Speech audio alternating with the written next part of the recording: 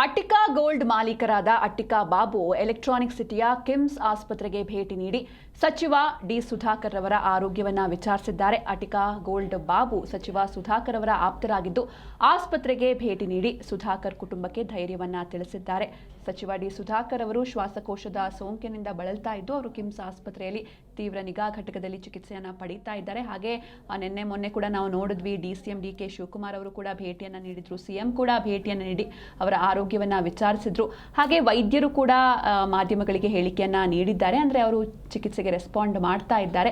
ಹೀಗಾಗಿ ಈಗಲೇ ಏನು ಹೇಳೋದಕ್ಕೆ ಆಗಲ್ಲ, ಟ್ರೀಟ್ಮೆಂಟ್ ಕಂಟಿನ್ಯೂ ಆಗ್ತಾ ಇದೆ ಅಂತ ವೈದ್ಯರು ಕೂಡ ಮಾಹಿತಿಯನ್ನ ನೀಡಿದ್ರು. ಇದೀಗ ಅಟ್ಟಿಕಾ ಗೋಲ್ಡ್ ಮಾಲೀಕರಾದ ಅಟ್ಟಿಕಾ ಬಾಬು ಅವರು ಎಲೆಕ್ಟ್ರಾನಿಕ್ ಸಿಟಿಯ ಕಿಮ್ಸ್ ಆಸ್ಪತ್ರೆಗೆ ಭೇಟಿಯನ್ನು ನೀಡಿ ಸಚಿವ ಡಿ ಸುಧಾಕರ್ ಅವರ ಆರೋಗ್ಯವನ್ನ ವಿಚಾರಿಸಿದ್ದಾರೆ.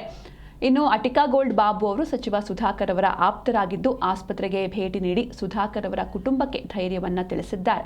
ಹಾಗೆ ಇವರು ಈ ಹಿಂದೆ ಸುಧಾಕರ್ ಅವರಿಗೆ ಒಂದು ಮೊಣಕಾಲು ಸಂಬಂಧಿತ ಆಪರೇಷನ್ ಕೂಡ ಆಗಿರುತ್ತೆ ಬೆಂಗಳೂರಿನ ಮಣಿಪಾಲ್ ಹಾಸ್ಪಿಟಲ್ನಲ್ಲಿ.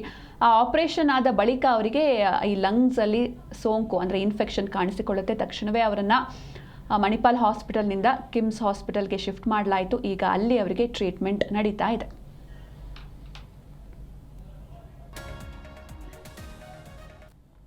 Really?